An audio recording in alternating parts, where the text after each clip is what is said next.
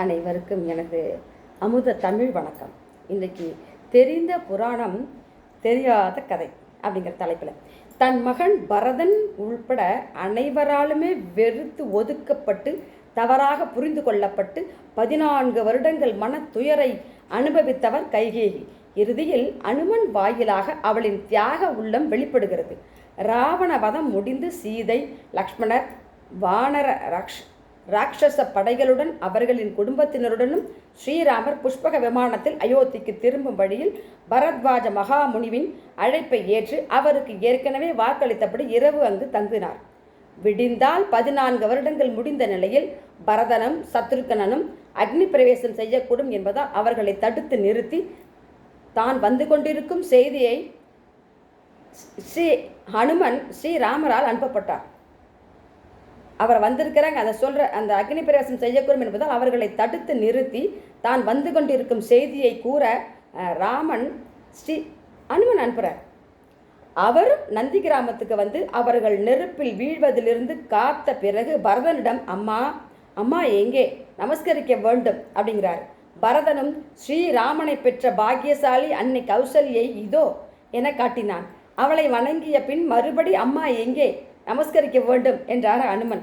ஸ்ரீராமனை கணமும் பிரியாது சேவை செய்த பாக்கியசாலி லக்ஷ்மணனையும் என் தம்பி சத்ருகனனையும் பெற்ற அன்னை சுமித்ரை இதோ இவர் அப்படின்னு காட்டுகிறார். அவங்களையும் வணங்கிட்டு உன்னை பெற்ற தியாகி அன்னை கைகேயி எங்கே நமஸ்கரிக்க வேண்டும் என்றார் அனுமன். துணுக்குற்ற பரதன் அவள் மகா பாவியாயிற்றே, அவளுக்கு மகனாக பிறக்கும் அளவுக்கு பாபம் செய்து விட்டேனே என நான் வருந்தாத நாள் இல்லை. அவளுக்கு நீங்கள் ஏன் நமஸ்காரம் செய்ய வேண்டும் என கேட்டார். அப்போது ஹனுமன் பின்வருமாறு பிறர் அறியாத கைகேயியின் பெருமைகளை கூறினார். பரதா, நீயோ இந்த உலகமோ அவளை அறிந்து கொண்ட லட்சணம் இவ்வளவுதான். உன் தாயார் எவ்வளவு தன்னலமற்ற தியாகி தெரியுமா என்றார். தசரதரின் தாயார் இந்துமதி மிகுந்த இளகிய மனம் படைத்தவள். செடி கொடிகளிலும் உயிரோட்டத்தை உணர்ச்சிகளை கண்டவள். அவளுடன் ஒரு நாள் சிறுவனாய் தசரதன் உத்தியான வனத்தில் திரிந்தபோது தளவென பொன்னிறத்தில் மினுமினுத்த தளிர் ஒன்றை கொடியிலிருந்து ஒடித்து விட்டான். ஒடித்த இடத்திலிருந்து பால் வடிவதைக் கண்டு பதறிய இந்துமதி தன் குழந்தையான தளிரை பிரிந்து இந்த கொடி எப்படி கண்ணீர் வடிக்கிறதோ அப்படியே உன் மகனை பிரிந்து நீர் கண்ணீர் வடித்து மடியை கடவாய் அப்படிங்கிறது சாபமிட்டான். அவள் பதறிட்டா இந்துமதி. அந்த செடி அப்படி ஜாபம் விடுறது. பின்னர் இளைஞனாக தசரதன் வேட்டைக்கு சென்ற இடத்தில் ரிஷிகுமாரனான சிரவணன் குடுவையில் தன் தாய் தந்தையின் தாகம் தீர்க்க தண்ணீர் குடிப்பதாக கருதி சப்தவேதி என்னும் அஸ்திரத்தினால் அவனை கொன்றதனால் உயிர் நீங்கும் முன் புத்திர சோகத்தினால் உன் உயிர் நீங்க கடவாய் என்று அவனது கண்ணிழந்த தாய் தந்தையால் தசரதரும் சாபம் வாங்கிட்டார் இல்லையா.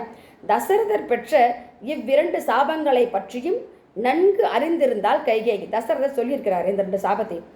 தசரதர் ராமருக்கு எவ்வளவு சீக்கிரம் பட்டம் கட்ட முடியுமோ அவ்வளவு விரைவில் முடிசூட்ட நிச்சயித்து தன் அரசவை ஜோதிடர்களை வற்புறுத்தி குறித்த முகூர்த்தத்தின் பின் விளைவுகளை பல கலைகளும் சாஸ்திரங்களும் அறிந்த தன் தந்தையிடமிருந்து தான் முழுமையாக கற்றிருந்த ஜோதிடத்தின் மூலம் கோசல ராஜ்யத்தின் ஜாதகத்தினை ஆராய்ந்து நன்கு அணிந்திருந்தால் கைகேயி. அவளுக்கு அந்த திறமை இருக்கு.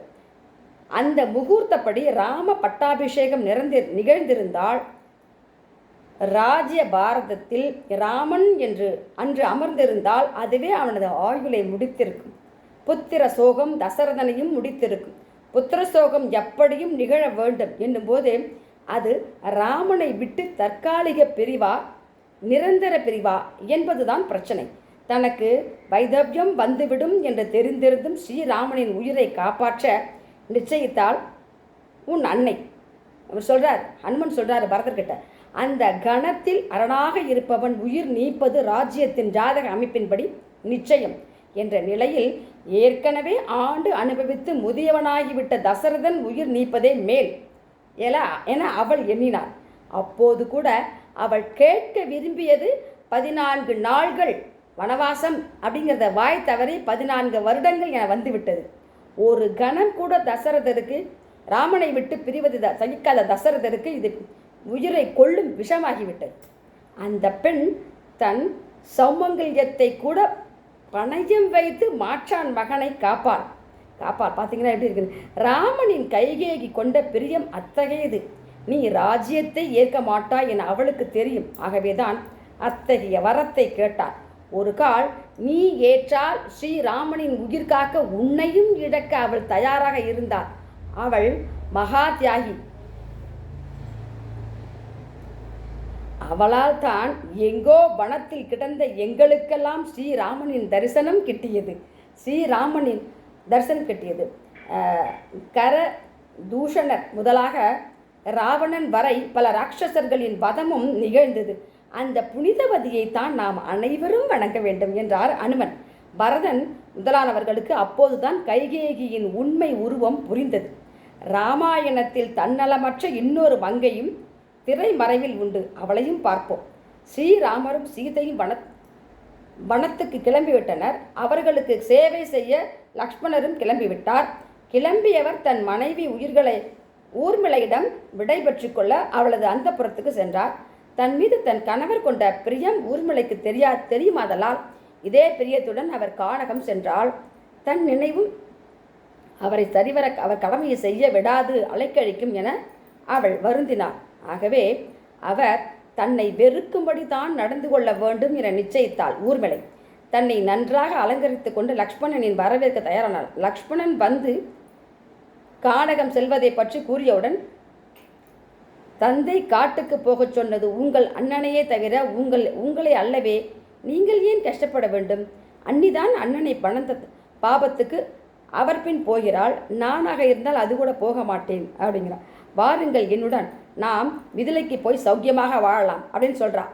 லக்ஷ்மணன் கோபத்துடன், நீ இவ்வளவு மோசமானவளா? நீ வர வேண்டாம், என் முகத்திலும் இனி விழிக்க வேண்டாம், இங்கேயே சுகமாக படுத்து தூங்கு என அண்ணனுடனும் அண்ணியுடனும் நான் போகிறேன் என்றார். உங்கள் தூக்கத்தையும் சேர்த்து கொடுத்தாலும் நிம்மதியாக தூங்குவேன் என்றால் சிரித்துக்கொண்டே ஊர்மிளை. அப்படியே ஆகட்டும் என கூறி சென்ற லக்ஷ்மணன் ஊர்மிளைக்கு தன் தூக்கத்தை தந்துவிட்ட காரணத்தால் 14 ஆண்டுகளும் தூங்காது ராமனுக்கு சேவை செய்ய முடிந்தது. ஊர்மிளை செய்த தியாகத்தினால் அவளுடைய நினைவும் லக்ஷ்மணனை வாட்டவில்லை.